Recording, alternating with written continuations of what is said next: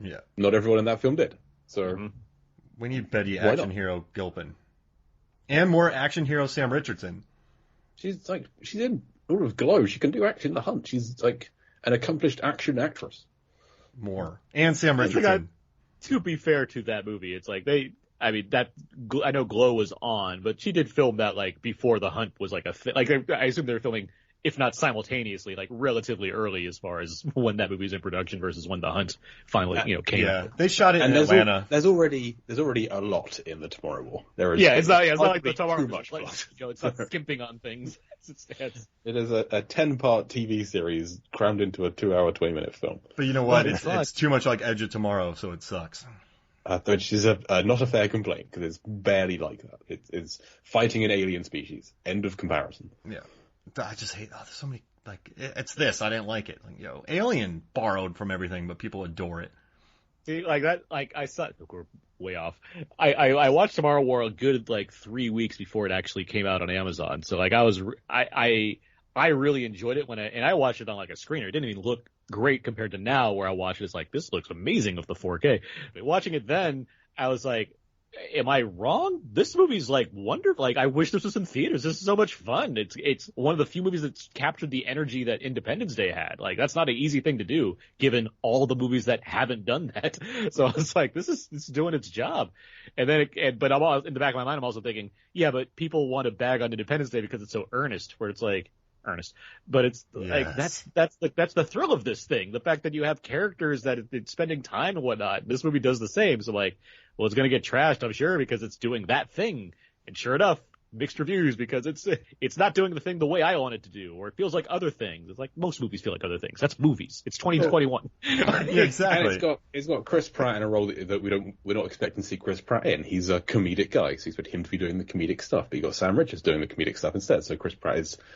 He's not the most charismatic, non-comedic leading man, I would say. Even then, I like him more here than I do in the Jurassic movies. I think he's better suited. Yes. Yeah. I believe I bought into him beating up on aliens. His action hero persona. Because it's not like he's not a built guy. Like, he's a guy that looks like he could be an action star. Like, I get that, too. Like, and him and JK, and he's got some quips. And then Yvonne, man. Yvonne's crushing it. As a Chuck fan, I'm stoked seeing her get a big role. So it's awesome. It makes me happy. Well, she's on The Handmaid's Tale, right? So that's giving her some more clout again, as far as like being in movies. Less action heavy French series. Were you scared stupid that critics wouldn't like it? Oh no, I wasn't scared that people wouldn't like it. I just assumed that there would be a lot of cynicism, and I even wrote that in my review, and I was right. Like there's going to be a good crowd of people that will not, specifically critics, mainly because there's a lot of animosity towards Chris Pratt, who has, checks notes, still done nothing technically wrong.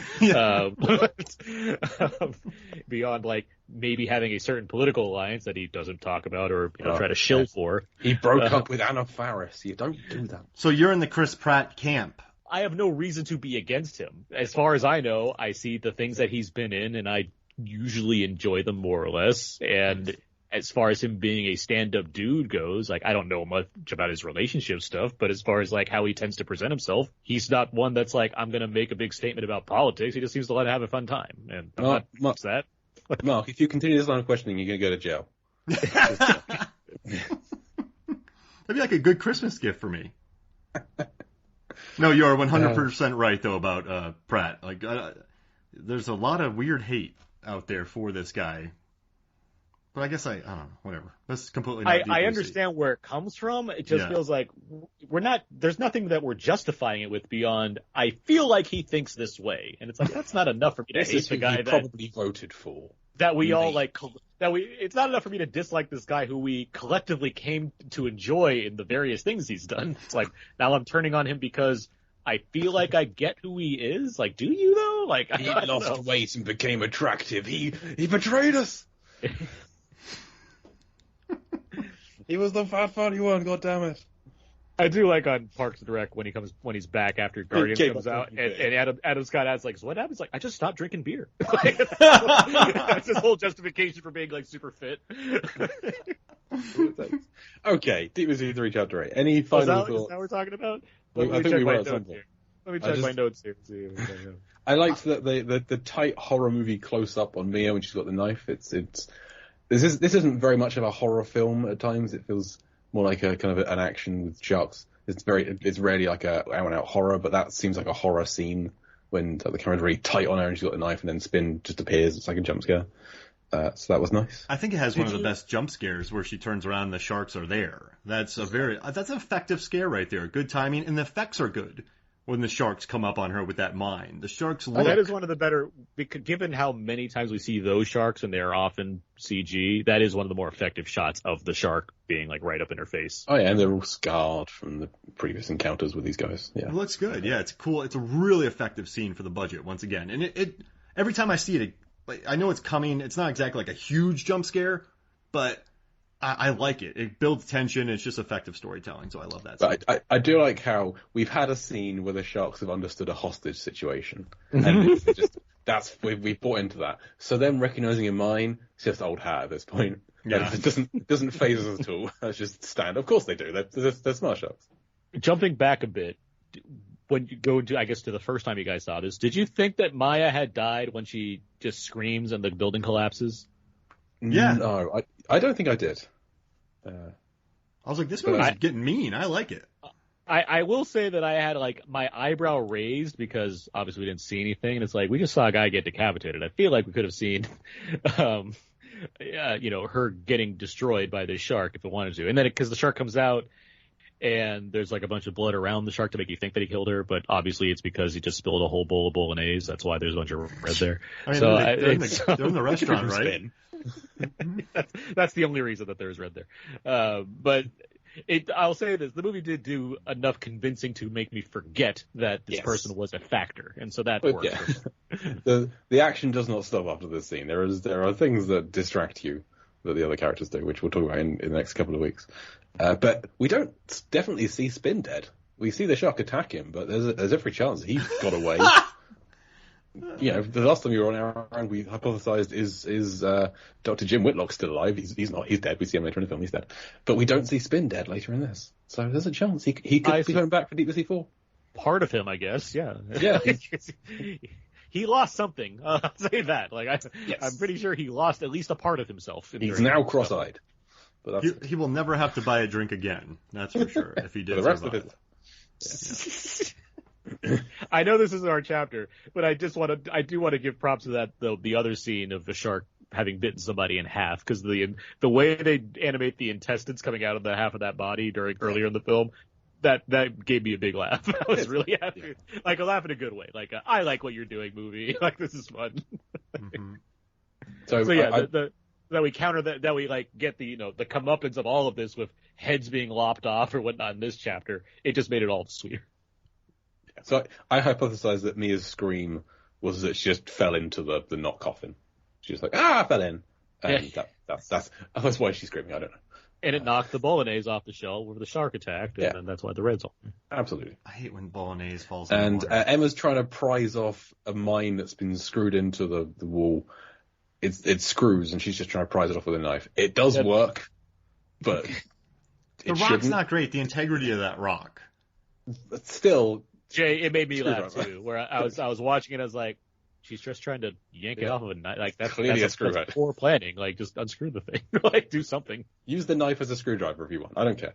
But it did work. So fine. And when Lucas gets back to the Thassos, he calls for Shill to see if Shill got Emma, but he does not call for Earls because presumably he watched Earls get decapitated by a shark, because you can see that from the boat. But he seems still relatively unfazed, because this is a guy who doesn't get fazed when he sees incredible shark-related deaths. We saw when Richard jumped off and died. He watched Deep Blue Sea 98 to 99, so he's ready for anything at this point. Yeah. Whereas I'm assuming I'm assuming 2 and 3 exist in a separate timeline where Deep Blue Sea exists. Why not? But when Shaw is underneath the decapitation, he has a genuine reaction of just being like, what is he's shaken and sure that actually works. This guy's been decapitated on top of me by a shark, and he seems not fully with it after that. And Shaw sells it for sure. Absolutely. Yeah, you take a minute. That's what I'm thinking. It's nice. I mean, and also Lucas has been hunting the sharks for a while. He's blown up a bunch of them by then. What has he seen? Yeah, maybe they've lost several mercenaries along the way in similar fashion. So maybe he's just seen it all by then. Who does their laundry on this thing? Because his V-neck is very crisp. One of the people that has died.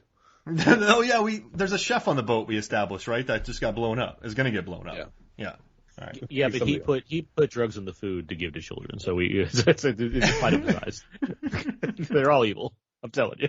And last note that I have is that during the Shaw's dirty fighting, I referred to it as he went for Lucas's little happy. That's all I had. So, that was my notes. You got any other thoughts on this, Aaron? We done? I just want to reiterate that I really enjoyed this movie, not just more than I was expecting, or not just like as a movie, but more than I was expecting to enjoy it. And I am happy that I was able to come on for what is clearly the best chapter of the Deep Blue Sea saga. Do your move, Deep Blue Sea 4. Yeah, it's coming. Shark Week 2022. Yeah.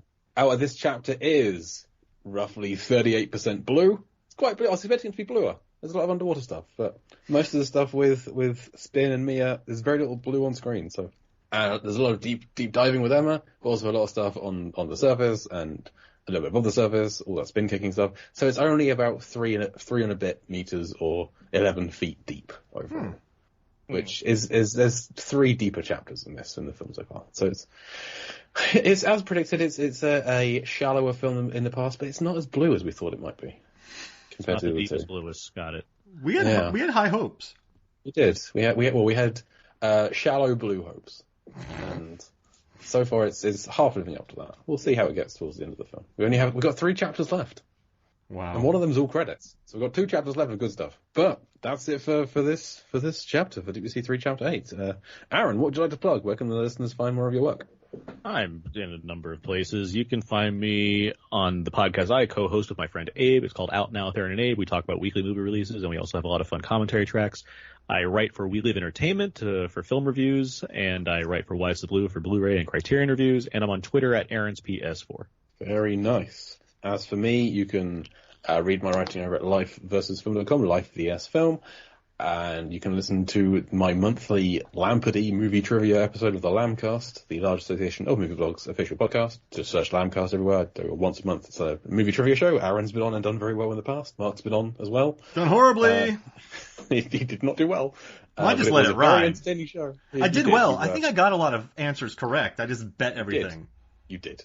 It was a very entertaining show, and that was the main thing.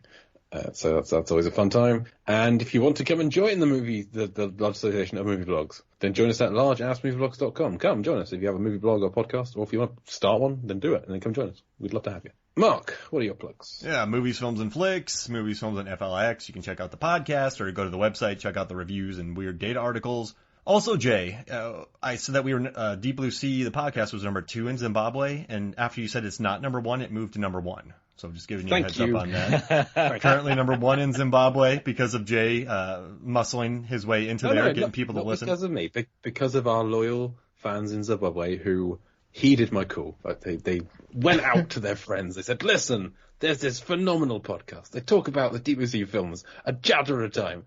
Yes, it makes perfect sense. Bizarrely, the first people to do this. So your move, Zaire. Yeah. And I'm looking at you too. I'm looking at you too, Zambia, which I've been to. Wasn't impressed with your podcasts. Yeah, listen to Deep Blue Sea there. Get us to number 1. Actually, we're fighting our way back in Gambia. We were number 1 there, and in Oman, but we're like number 14 there now. So we got to get back. But yeah, so you're cool. So you keep doing what you're doing. This is the listener's favorite part of the podcast. But yeah, then let's see. Rotten Tomatoes is wrong. I do the research for that. And then the Versus videos. We do have a Rotten Tomatoes Versus episode with the Shallows, the Meg, and Deep Blue Sea facing off. And then you can check out my stuff at the Film Theorist. Let's see. I got a How to Kill a Minion video coming out. I have a Fast and Furious video that just came out. A Wally is Satan video. So go check that out. Film Theorist. Just type in Mark Hoffmeyer. Also, I've been on the Out Now with Aaron and Abe show for the Fast and Furious commentary, and then we talked about Mortal Kombat, so definitely go check out that show. It's a lot of fun. Good apps. And I was on a long time ago to talk about Batman v Superman, Dawn of Justice, and Kong Skull Island, and at least one other film, but I can't remember which one. Yeah, we got to get you back on, Jay. Hey, I'm here. I'm waiting. Yeah. Okay, we'll figure something out. Just record at a time that I'm not asleep. And you don't have the Lambcast anymore, so yeah, it's a lot easier probably to get you on some things. Yeah, do it.